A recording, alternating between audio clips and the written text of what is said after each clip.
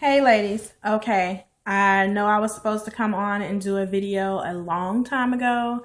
I apologize, but being on vacation and then coming back home and trying to get everything together, I just haven't had the time to do one.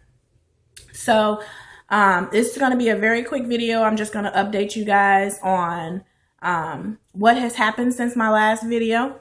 And as you can see by the title, Ain't Flow did come. So we'll start off with that. Now, I know I was going to originally take a pregnancy test around the 22nd, 23rd of January. Well, I started spotting. I didn't take a test. I started spotting on the 24th, just light spotting and everything. And at first I was like, well, maybe it's implantation or what have you, but it wasn't. The 25th, Ain't Flow was in full effect and let me know that I was not pregnant. So, and I'm just looking down so I can get my notes and not forget anything.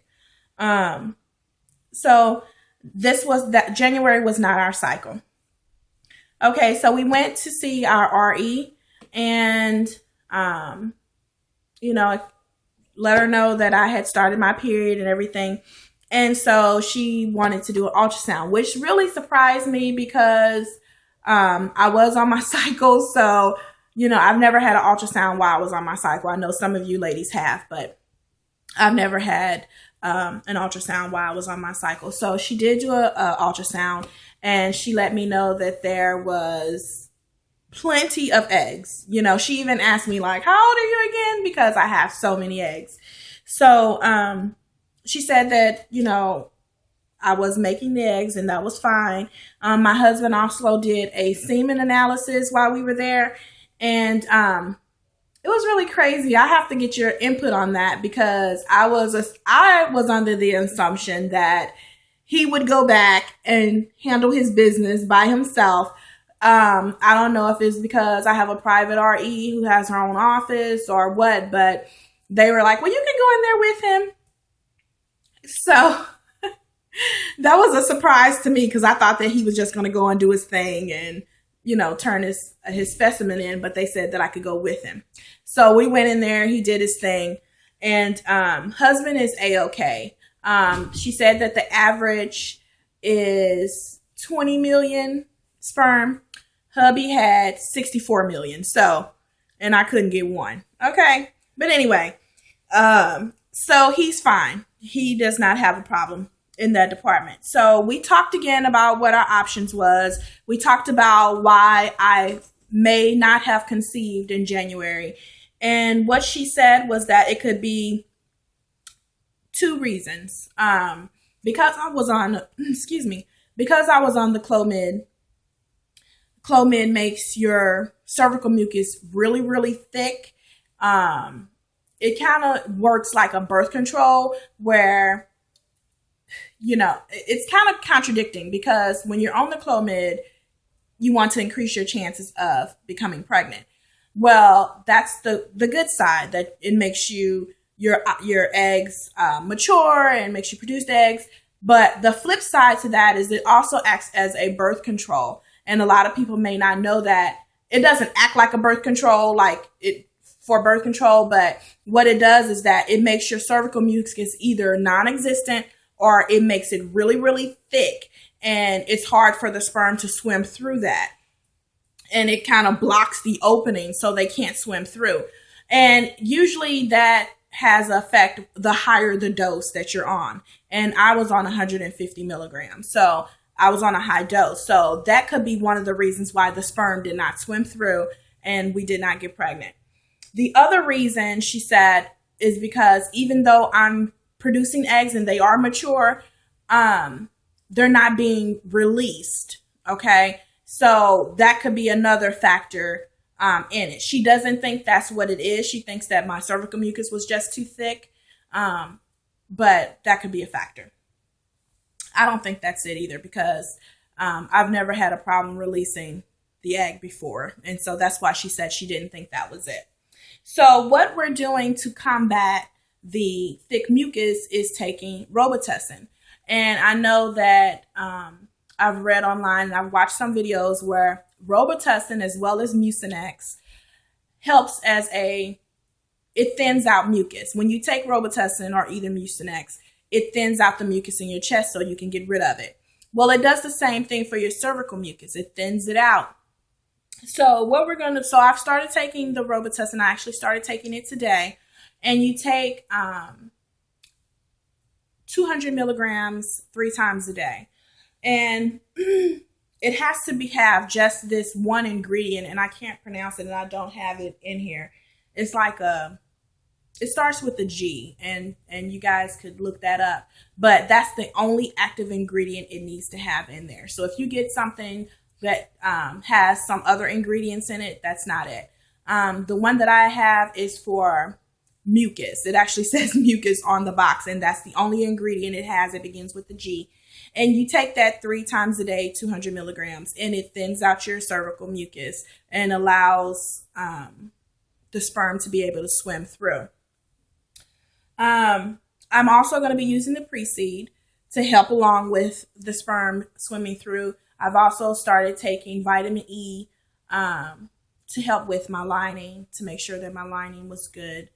And so those are some things to help us kind of combat that, because I remember telling her that before my cycle started, I was getting a lot of thick discharged mucus, cervical mucus, a lot of it. It was like really thick.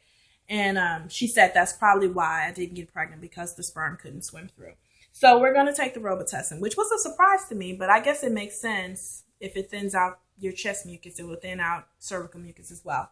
So, and you guys can research that, but I've read a lot of different forums. And so we started doing the Robitussin today. I'm also, I'm done now, but I also took Clomid from the 27th of January to the 31st, cycle days 3 through 7. So I'm done with that. And like I said, I waited a couple of days and then I started taking the Robitussin. And I'm going to take that up until Sunday, 3 times a day. Now, my RE wants me to come back in on the 7th. And what she's going to do is I'm going to have another ultrasound, make sure that my eggs are good to go. And then she's going to give me the trigger shot to make me ovulate, which I should ovulate. The 7th is on a Friday, so I should ovulate the 8th or the 9th. Because, it says different things. Some says 12 to 36 hours. Some says 24 to 48 hours. What have you. We're going to BD the whole weekend. We'll probably start Friday night and just BD all the way up until like Monday or Tuesday. So she's going to give me the trigger shot. I've never had the trigger shot. I've been watching you ladies' videos on that. Some people say it hurts. Some people say it doesn't. I don't care. I just want to make sure that I ovulate and I get pregnant. Okay. So if it does not work this cycle for us, what we plan on doing is March, we are going to try on our own. I explained to my RE that I know that you can take Clomid up to 6 cycles. I am not going to do that. I don't want to say waste 6 months, but I don't want to do something 6 times and it's not working. If it's not working after the 2nd or 3rd time, I want to move on to something else, because I'm 38 years old and I'm not saying that my clock is ticking, but I'd like to be pregnant sooner than later, as any woman would. So I told her that this was my last Clomid cycle. If this does not work, then March, we are going to try on our own. And we're not only just trying on our own to see if we'll get pregnant, but we're giving my body the whole month of March to get rid of the Clomid and just rejuvenate. And then April, we're going to try something else. We did talk about Femera, but we also talked about IUI. So that is also an option. So that's how we're going to do. We're going to go in on the 7th. I've been taking the Robitussin and taking my vitamins. We're going to use the pre-seed. We're going to use the soft cups as I said in my other video, I did not care for the soft cups. I think it's disgusting, but hey, you do what you have to do, right? So we're going to use the soft cups, and we're going to take the trigger shot on the 7th, which is Friday. We're going to BD the whole weekend, probably Monday and Tuesday too, and see how that works. We're actually going out of town for Valentine's Day, so I'll probably make a video the next week. So that's the plan. If it doesn't work this cycle, March we'll try on our own, give my body a chance to cleanse and rejuvenate, and then April we're either going to go with Femera or a IUI. I think that's pretty much it, ladies. Yeah, I think that's pretty much it.